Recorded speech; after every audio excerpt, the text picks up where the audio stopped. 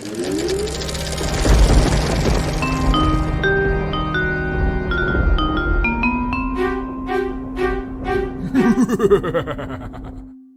and welcome to the 4th season of God in Film, the podcast where a Christian and an atheist dive into the best that cinema has to offer and see if we find any parallels with the gospel or any other Bible stories. I am exhausted parent and one of the endless, Giles Goff. And I'm Sourcemaker and Talking Raven, Phil Coleman. And just a sec, why do you get to be one of the endless? And I'm the Talking Raven. Do you know what? There's a very good reason for that, and the reason is that I write the scripts. Okay. To be honest, my commute's going to be a lot easier now that I can fly, so that's okay. And to conclude our mini-season looking at horror, we'll be looking at Sandman, Netflix's 2022 adaptation of Neil Gaiman's classic comic book of the same name. We'll be looking at the devil's current location, representations of rebels, and asking which TV version of the devil is the most troubling. Phil, what did you think of this show? I absolutely loved this. Like, it was so captivating from start to finish. And also, I know, right? I haven't actually read any of the comic books, but I very much would like to read them now.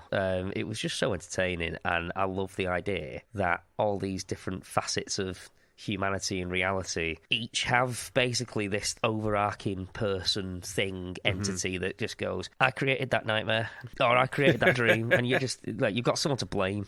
You know what I mean? I think it's quite interesting. I really enjoyed it. I think it's a fascinating show, and it's considering the way Dream starts as the protagonist in his stories and then ends up being this kind of character who sort of just dips into other people's stories every now and then, is a really interesting transition that makes him fit well for the kind of episodic nature of TV. Yeah, I quite like that. Like, he starts off as like the main character in his own story, and then you see his importance in other people's stories. Yeah, with the fact that he is just sort of like a character in the background for the most part, and it's just dead interesting. Now it's time for Phil's Facts. Phil's Facts. My facts. Let's start off with the obvious. The Sandman is an American fantasy drama television series based on the 1989 to 1996 comic book written by Neil Gaiman and published by DC Comics.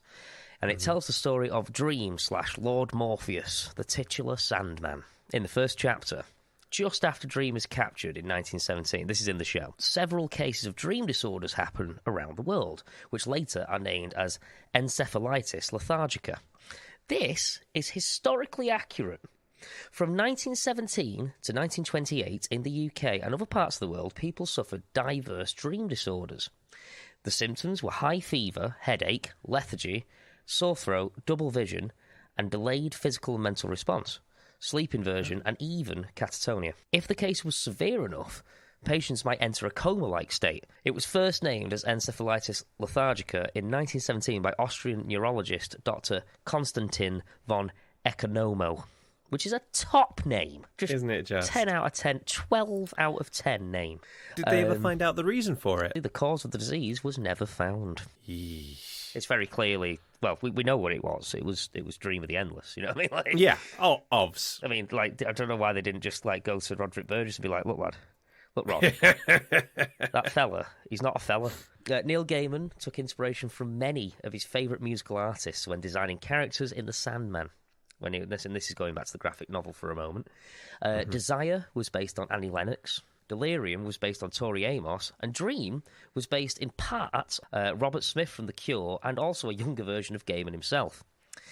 Lucifer, as artist Kelly Jones remembers, was based on David Bowie, or Bowie. Yeah. And now, I don't know if it's Bowie or Bowie, just make your own decision on that. I'm going to go with Bowie on this one, I think. Okay, no worries. I'm going to go with Bowie just to be a contrarian. So Kelly Jones remembers and quotes, Neil was adamant that the devil was David Bowie. He just said, he is. You must draw David Bowie. Find David Bowie, or I'll send you David Bowie. Because if it isn't David Bowie, you're going to have to redo it until it is David Bowie. So I said, okay, it's David Bowie. You know, man knows what he wants. So. Yeah, I love it. I love it. And he starts off as like sort of 1960s kind of David Bowie, where with the sort of kind of curly hair sort of thing. But like as Lucifer gets his own show, his own series of comic books, he's more like 1980s David Bowie, where he's like the thin white duke sort of thing. I looked up a couple of images from the actual comic book for this, to just sort of get some context. And he reminds me at the start, like Labyrinth Bowie. Somebody pointed out was that if you look at Dream and you compare him with Jareth from Labyrinth, he kind of looks a bit like goth Jareth. Yeah, I suppose so, yeah. If you coloured in Jareth with just all black everything, then you kind of get Morpheus, you know? Either that or you get Robert Smith if he's been to like a really good tailor. Yeah, I get the Robert Smith. When I read that, I was like, oh yeah, of course. Yeah, of course. It looks like Robert Smith, you know? And also, he looks more than a bit like Neil Gaiman himself, doesn't he? He did actually take some inspiration. He did say, like, I kind of want it a bit like me too, you know? So yeah, like in terms of absolutely shameless self-inserts, you know, I like it. The main plaza in Hell at the Devil's Palace is a replica of St. Peter's Square, which is located in front of St. Peter's Basilica in Vatican City in Rome, which we all know is the papal enclave where most popes have lived. And I love that because it doesn't batter you over the head with it. Do you know what I mean? It lets you figure it out yourself. First of all, Hell isn't super well lit for starters, so it's a lot of it is in darkness. Sort of qualities, isn't it? Like it needs to go to IKEA and get some fixtures. You know, the gospel according to Phil. In an interview, Tom Sturridge, who plays Morpheus or Dream, revealed that Neil Gaiman told him on his first day of filming to stop being Batman with his dialogue. You can kind of see why you'd be going down that road, though, you know? Yeah, 100%. In episode 1, Alex Burgess is reading A Handful of Dust by Evelyn Waugh. The film of A Handful of Dust was made in 1988 and directed by Charles Sturridge, who is Tom Sturridge's father, who plays Morpheus. We love a link, or we do. In Rose's dream, as she searches for Jed, the surrounding street signs have jumbled letters, referencing the belief that you cannot read whilst you're asleep. Because I read that fact and I was just like, nah. But then I thought back to like some significant dreams that I've had, and one of the main frustrations is that some of the things that there's some things that I just cannot remember properly. Mostly text. That's fascinating. And I've never. And there obviously must have been a study somewhere, which I haven't actually looked up for the purpose of this, but it messed with my head, that one. Yeah. You know, next time I have a dream, I'm hopefully going to pay attention, be like, right, I'm going to read this bloody street sign, I tell you what. And finally, Neil Gaiman spoke to some of the creators of Constantine, and they approved of the decision to rewrite him as Joanna Constantine for episode 3. This is technically a new character, as she's not the same Joanna, Lady Constantine, who appears in episode 6 and was part of the original graphic novels. Lady Constantine was created by Gaiman as a tribute to Alan Moore, who created John Constantine, which is quite nice. You know, I like that. I like that. In the Netflix show, she's referred to consistently as Constantine. So for the purposes of our discussions going forward, when we talk about Constantine, as in the Keanu Reeves film that we've just covered, the one that's got a sequel coming out, that'll be Constantine. It has a sequel, and Joanna. Guys. Yeah. Oh, yeah. And Joanna will be Constantine. I might just start calling her Constantinople, just to be a contrarian. You know, like just because then at least I'm right in some facet, just in my own Quite world. right. You know, Absolutely, 100%. Fantastic. Thank you so much for those, Phil. They really made me giggle. Hello, you wonderful people. It's me, your very own Wakandan ambassador, Sefa Ayaku Agri, and I'm here to let you know that God and Film finally has a Patreon page. And what I need you to do right now is to stick Patreon into Google, spelt Patreon, and do a little search for the God in Film podcast. Because it's the only place in all the kingdoms where you can hear me, Giles, and Film talking about God and music on our super exclusive episode, where we dig into that magical place where gospel and mainstream music meet. Here's a little morsel for you. The only person who can actually guarantee these things is indeed the Lord Almighty. It's a fairly conventional move to tell someone you love that you'll never hurt them. well, you're saying about never let you down or anything like that. I think we can all agree that Rick Astley was never going to let you down. Obviously, Rick Astley is the obvious. You. So yeah, Rick Astley is the exception that proves the rule. Yeah, you know, exactly. we're no strangers to love. Oh, guys. Oh, dear. If you're cool enough to support this podcast, we promise not to invest the money in our secret stash of vibranium. Every single one of your Wakandan dollars go towards the show's running costs and making more glorious episodes. And if you can't support the show financially, why not tell a friend about the show? Let's be honest. We definitely need more people showing the unchurched that at least some of us can pass for normal. Plus, it's really fun to listen to. Now, back to the show. Now, we were actually only going to do 4 episodes this season for our horror mini-season, and then Sandman was coming, and then I watched it, and I just knew that we had to do an episode on Sandman. Yeah. And once I knew that, it was like a set of dominoes that fell in my mind, because I knew there was only one person I could possibly interview for it. Let's hear what he has to say. My name is Ian Fallon, and I am a lifetime comic geek. I was raised on comics like Thundercats, which I think I first had a copy of when I was 4 years old. My dad raised me on 2000 AD, and then I went on and discovered things like Neil Gaiman's Sandman when I was about 17, and discovered Death, the High Cost of Living in my local bookshop. Flipping heck, Ian, it is lovely to have you on the podcast. Being raised on 2000 AD comics explains so much about you. Of all of my dad's comic book collection, he is under orders not to sell that, because that's my inheritance. Quite right. So I met Ian about 20 years ago, and you were reading Sandman comics back then, if not earlier. Ian, can you just tell us, how did the Sandman comics come about? Well, my understanding of how it came about was that Neil Gaiman had previously written a couple of comics for DC, and certainly had been writing a previous iteration of Miracle Man, also known as Marvel Man, which Marvel now owns the rights to. Alan Moore had passed the reins of that to Gaiman. So Gaiman had made his break in British comics and then moved over to American comics. Mm-hmm. And he pitched an idea of a Sandman reboot to the editor Karen Berger, I believe her name is. And they turned around and said to him, "We want you to do a Sandman book. The only thing that you have to worry about is the name is the Sandman." Other than that, you can do whatever you like with it. And so he picked up that and ran with it. Literature history from there on, really. Fantastic. It's quite intense, some of it. What would you describe as what the cultural impact of the Sandman is? Oh, what isn't the cultural impact of the Sandman? It was one of the first comic books to get on the New York Times bestseller list. Oh, wow. So, it's up there with Watchmen, Dark Knight Returns, Mouse. Yeah. It's that huge an impact, and it ultimately led to in part at least, to the creation of the Vertigo imprint for DC Comics. Yeah. Which in itself has given rise to so many just classic comic books. So Sandman actually predates Vertigo? Sandman, I think, was originally started being published in 88.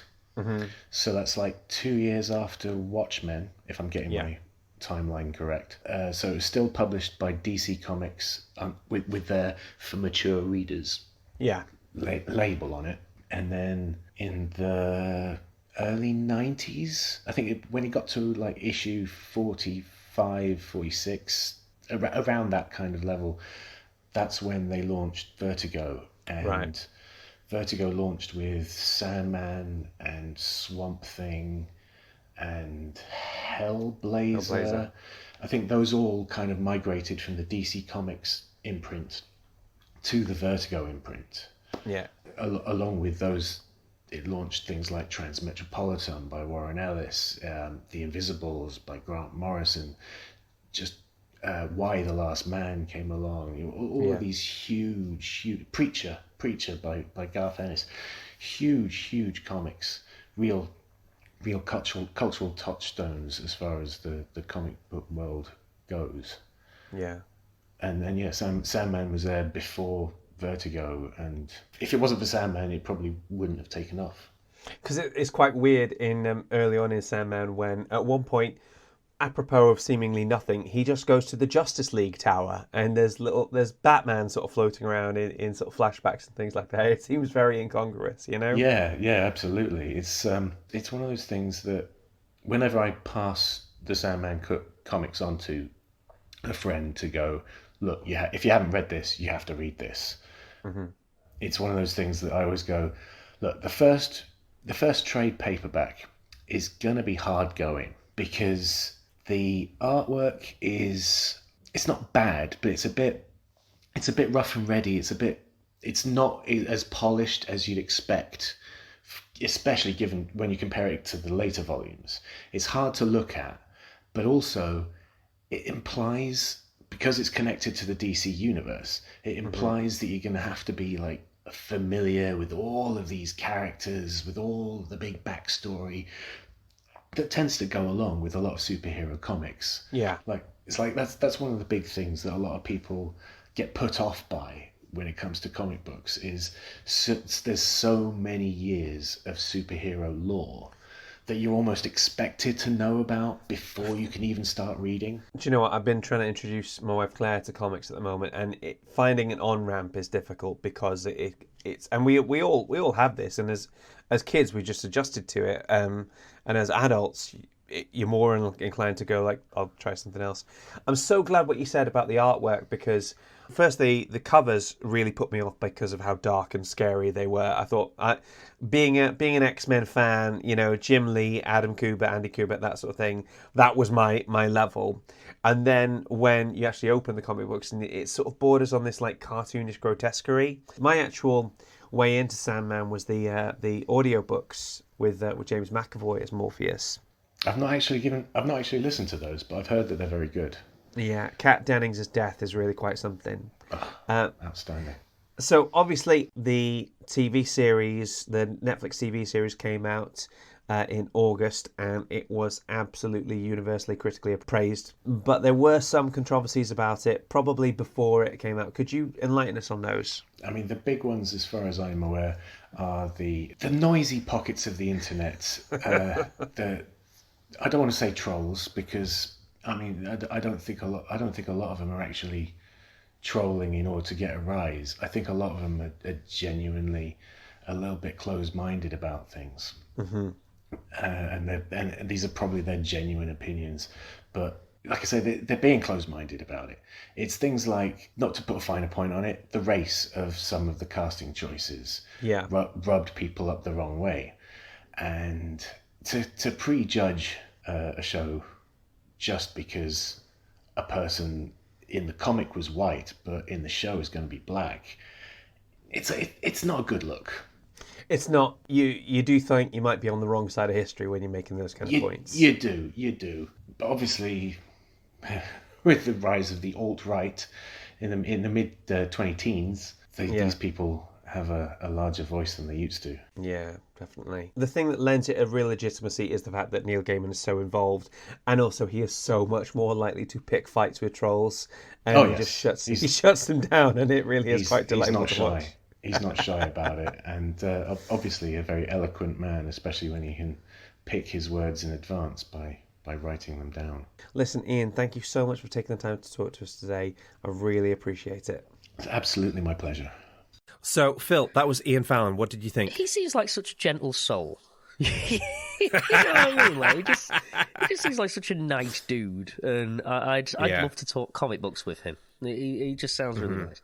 I really enjoyed listening to him talk about the origins of the Sandman and how it came about, and I think he's very right when it comes to like the controversies surrounding the casting, because it isn't a good look, really. In fact, it looks pretty bad. Well, one of the things about geek culture is we've spent so long on the fringes, on the periphery of society, that as a group of people, we can be a bit chippy on our shoulder, and we're so used to kind of fighting about the things that we care about that we've not really adjusted to actually the fact that geek culture is actually mainstream culture these days, and people who don't know about comics are really the freaks and weirdos. The term gatekeeping comes to mind. That exists in many different cultures, but it seems especially odd in a culture surrounding mainly fictional universes. You know? Yeah. So, Yeah. I don't know, that's just me. Gatekeepers can get in the bin. Now it's time for Finding the Faith in the Film.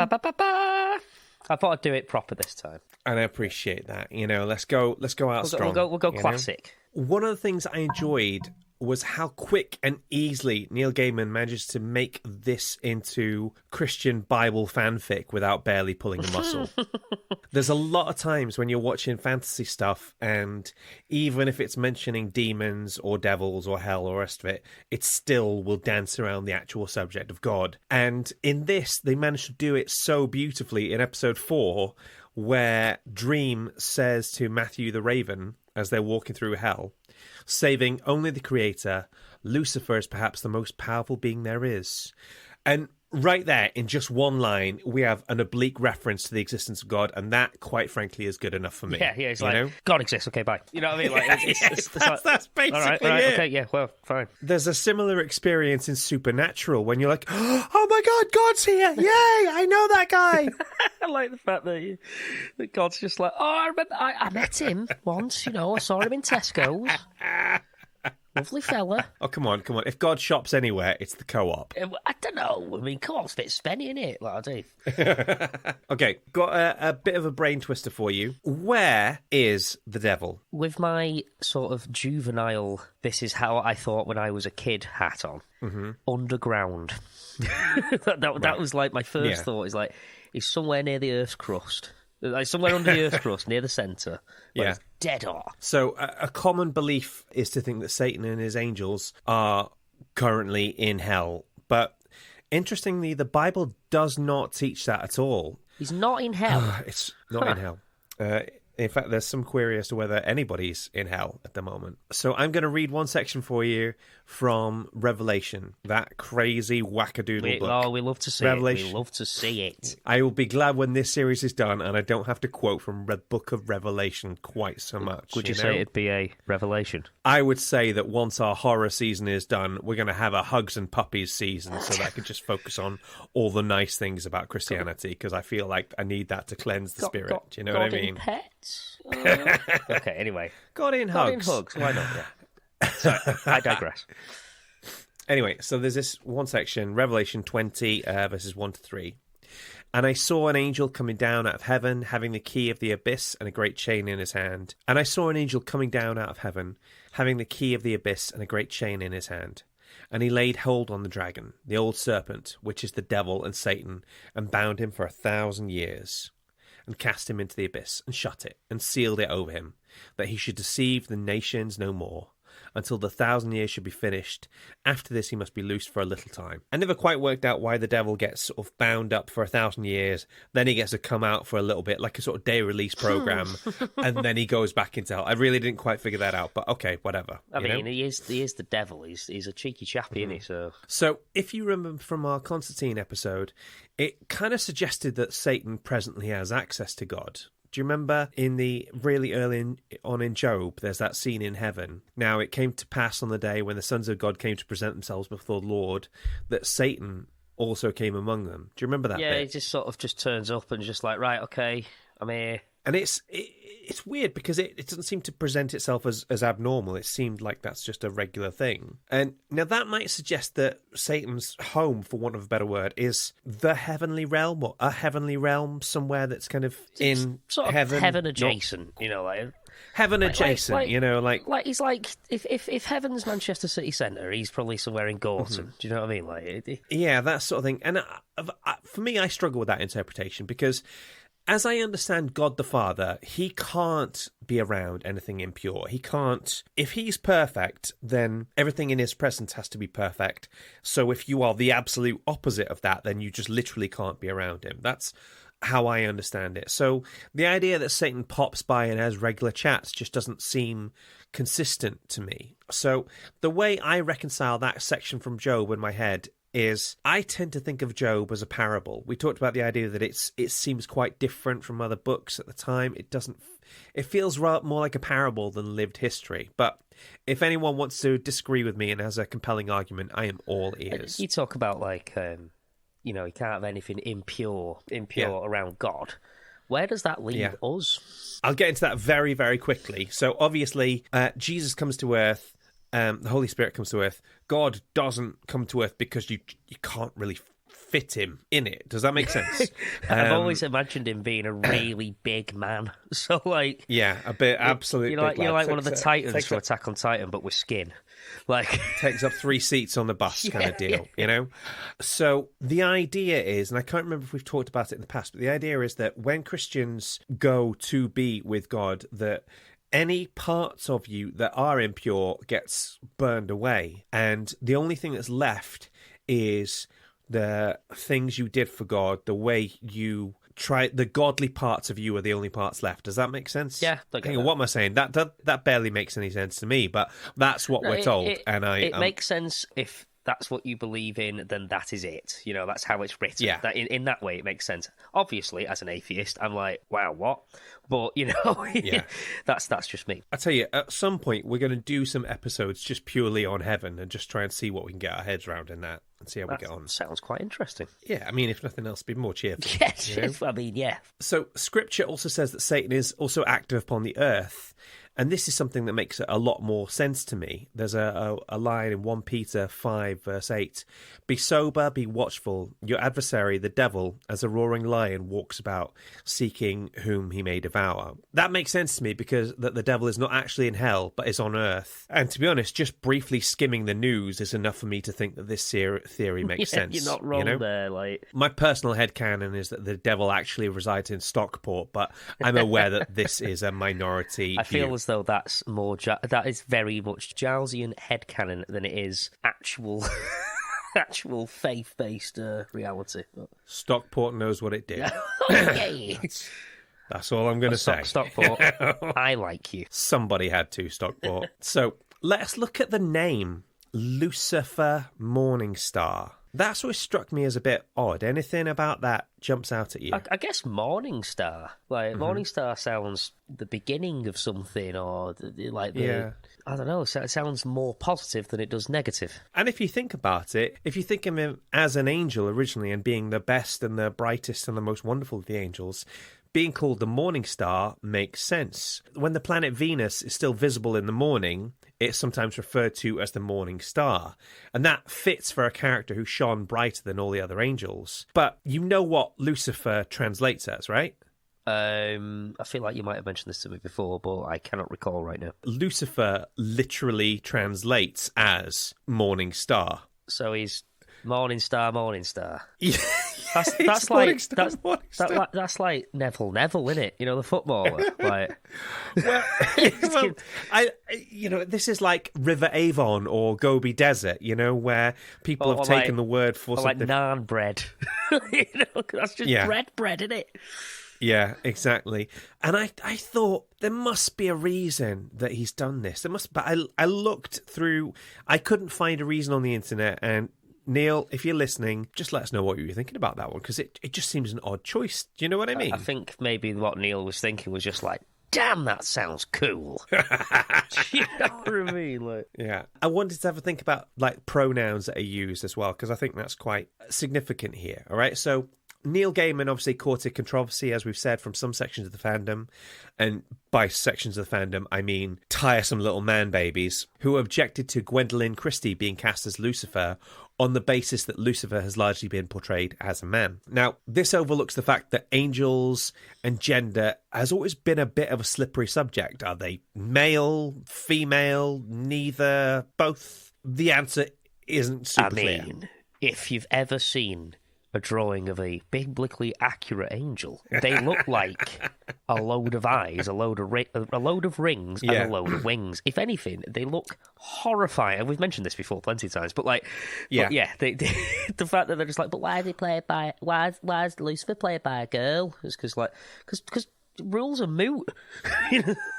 Well, I'm gonna pick you up on something. The angels that we've talked, that those ones with the wings and the eyes and the more wings and even more wings and the rest of it, they are the seraphim. They're either cherubim or seraphim, and they are a very specific type of angel. Not all angels necessarily look like that. Are you with me? That's fair. I think if I did see a seraphim or a cherubim or whichever one that is, I would poo my pants.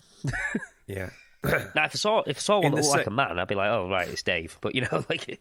Yeah. In the same way that not all human beings look like Idris Elba, not all angels look like seraphim. That's the way I can square it in my fair. head. Okay. There's some question about whether an angel can sort of pick the gender they want to appear as, depending on what mission they're going on at any given time, or whether they are just the perfectly sublime best of both worlds sort of thing, and we're not too clear. One biblical verse that has been the source of this kind of debate comes from Matthew 22, verses 29 to 30.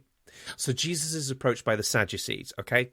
And they are like the first century equivalent of internet trolls with their hot takes, and they're trying to catch him out. And they come up to ask him this question about marriage. And I'll save you the actual question because it's flipping waste of time. But Jesus answered them, you are wrong, because you know neither the scriptures nor the power of God. For in the resurrection they neither marry nor are given in marriage, but are like angels in heaven. So that's interesting. He's talking about what people are like in heaven, and he's saying they're like angels. They don't marry. So does this mean that angels are androgynous, or simply that they just don't marry? We don't really know. My interpretation of that is that they are called to a higher cause. So, to be honest with you, I think you're probably right. There are some references to male and female angels in, I think, Zechariah, but I don't have the verse handy at the moment. The line I liked when it came to this debate about gender and angels and demons came from the big man Neil Gaiman himself, when he wrote on Tumblr, Dream and I use Lord Lucifer. And Lord Lucifer uses we, us, ours when formal, and I, me, mine when informal, Gaiman wrote. Beyond that, I think he or she or they are all fine. So, in simple terms, when it comes to angelic beings, use whatever pronouns you like. yeah. Angels won't be offended, and demons hate you already. Yeah. Just don't get all hat up when someone uses a pronoun you're not keen on. It is not an effective use of your time. And that goes for, like, just general life, everyone. So just keep your nose out.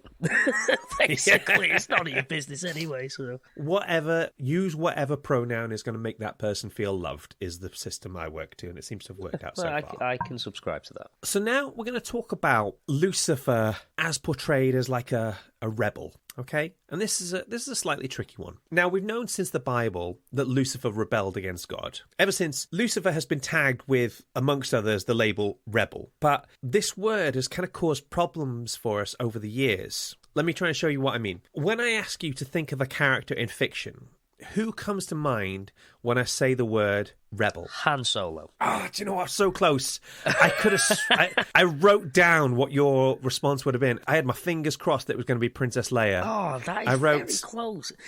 There's that picture where they've combined the Bowie picture of with the stripes, and they've got Leia, and it just says "Rebel, Rebel." I do really like that piece of art. It's quite popular, isn't it? Yeah. No, I don't know why. My brain just told me to say Han Solo, but it's pretty adjacent. Yeah. So I had down like Luke Skywalker, Princess Leia, even Lin-Manuel Miranda's depiction of Alexander Hamilton. What a guy. What a guy. When we think of rebels, we think of people who are cool. Han Solo is cool by any demonstrable way of looking at it. Oh, he's a bamf.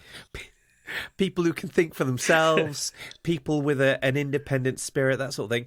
Our culture absolutely lionizes rebels. We adore them. There could be a number of reasons for this, but if I had to guess, I think it would be that much of our pop culture gets imported from America, a country that was literally founded upon a successful rebellion from, us, the British. Yeah, we're still sorry. Well, at least I am.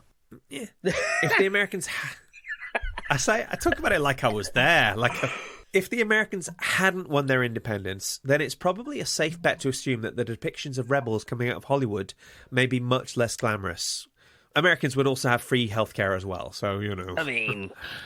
So we've come to assume that if someone is rebelling, that it's because the institution they're rebelling against is somehow wrong. Let's take the Empire in Star Wars, for example. I think on some level, the devil has benefited from this depiction of rebels as cool and interesting. But I want you to take a moment and consider this depiction of a rebel that I'm going to send to you now over WhatsApp. Okie dokie. Tell me what you see. So what I see here is one of the people who broke into, I believe it was the Capitol building not too long ago. It's that particular one that was featured a lot in the news that was wearing the fur hat with the horns on it, and he's holding an American flag.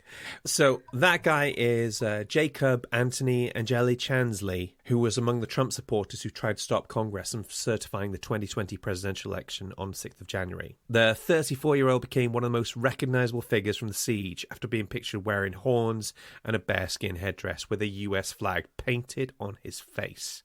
He referred to himself as the QAnon shaman. Okay, that's fine. If you want to be remembered as that, then okay. So, had Jacob Chansley been successful, he would have been one of the people who would have installed a dictator in a control of a country with one of the largest military arsenals in the world. Even in his failure, his and the actions of people like him resulted in approximately 150 police officers being wounded, 7 police officers being killed, including 2 committing suicide as a result of the trauma of the terrorist attack that day. I did not know that 2 people committed suicide from that because of the trauma. That's terrifying and horrible. Yeah, and fun fact, because they committed suicide, they don't count as being classed as dying in the line of duty because Washington, D.C. police don't consider that to be dying in the line of duty. So thanks for that, lads. So that means their families don't quite get as many benefits. Ding, ding, ding. Did anybody have dystopia? Do you know what I mean? Like... What's going on, man? That sounds like something someone made up and wrote for a villain. Yeah. It's insane. So, going forward, Phil, I want you to think of the devil, Satan, Lucifer, however you want to refer to him, like this. As a dangerous idiot who knew he couldn't overthrow God, knew that it was wrong to try, but was so filled with his own spiteful pride that he rebelled, knowing that he would take down not only himself and some of his fellow angels, but some of God's children as a result. When we think of rebels, when we think of Satan, I want you to think of the QAnon shaman going forward. I can believe in that. I can believe that, at the very least for today. You know? Yeah, because the more I think about it, this leads me to my next point. One of the most interesting things about this depiction of Lucifer is the way she exists as a literary creation as well as a theological one. What I mean by that is the collaborative nature of comics and the shared authorship of characters means that one character can be created by one person, but then have incredibly different characteristics when written by someone else. The best example I can think of is Deadpool when he gets introduced in X-Force, and he has all the look of Deadpool, but it's the mouthiness, the wit that actually makes him the standout character, which comes in much later. Yeah, I get you. So Lucifer, as a literary character from the Sandman universe, has been brought to life in, by my count, 4 different incarnations. There's Peter Stormare in Constantine, which we talked about 2 episodes back. Michael Sheen voiced the character in the Audible version, which was actually my kind of way into the Sandman world. Gwendolyn Christie in this version of Sandman, and then Tom Ellis in the Fox Netflix show Lucifer. You familiar with that show? Yeah, do you know, I keep meaning to actually watch that. It looks quite fascinating. Kind of fun, actually. It looks like fun to watch. Do you know what? I'm so glad you mentioned that, because that kind of brings up the point I'm going to get to, because it's this last one that I find the most problematic, and if I'm being honest, potentially a bit damaging. Obviously, that's not me saying that you shouldn't watch it. I was going to say, I'll take it back. I'm not going to watch it. I'm sorry, everyone. Oh, no. I'm not saying you shouldn't watch it, and frankly, I'm going to go back and try and watch a bit more. I don't have a problem with Lucifer being portrayed as handsome, suave, effortlessly charming, and quite frankly, Tom Ellis playing him means that any man could go up a step on the Kinsey scale as a result. That's fair. But I do have a problem with it being cheeky and irreverent. Putting aside the questionable theology, the whole thing about Lucifer's name being Samael, who Samael is a sort of character from sort of ancient Jewish texts who gets conflated with Satan on occasion. The fact that Lucifer refers to God as dad and having brothers and so on. The problem I have is it makes out that something that's dangerous actually isn't that bad at all. Now, I am all for sympathetic reimaginings of antagonists, but when the character you're depicting is the literal devil... Yeah, I see what you're saying. Like then showing him as being not that bad after all kind of feels like you're adapting in bad faith. Do you know what I mean? Showing the literarily and biblically known as the antithesis just of almost everything that's good and right and just as sort of like a little bit more irreverent. I can see how somebody such as yourself, who has God as a big part of their life that is very, very important, would probably be like, hang on, I'm not sure how I feel about this. I can say as an atheist, and as you can imagine, it doesn't really bother me. And of course, it's the sort of thing we see all the time in media, and I can handle that in short bursts, but when it's 5 entire seasons of this dodgy theology, and the fact that it just... You get to look at Tom Ellis's face, though. You do, but if I wanted, I could do that in Miranda, and he has... Oh, flipping it. Tom Ellis has the face. Not just you know what face, I mean? Guys, the face. Yeah. Tom Ellis and David Bowie, two fellas who, after God created them, he said, all right, lads, I am taking the day off because whew, I have outdone myself today. Do you know what I mean? I'm going to pop myself a Johnny Walker. Going to put some records on. Light a fire. So, if I'm honest, I haven't watched that many episodes of Lucifer and none past season 1. And that probably has less to do with the dodgy theology and more to do with the fact that it's just not that interesting. But if anyone thinks I'm wrong on this one, I am happy to be corrected. I mean, I think it might also just be your personal taste as well, in some respects. Yeah. So we're going to get on to the last point of this. Part of the reason I enjoyed the depiction of Lucifer in Sandman was the way that Dream, one of the Endless and an immortal being himself, was clearly scared of Lucifer. There's a significant change from the comics in episode 4, Hope in Hell. Do you remember Dream has his helmet stolen by Choronzon? Yes. And he challenges him to a duel. And he chooses Lucifer as his champion. Yeah, so in the book, Choronzon fights the duel himself.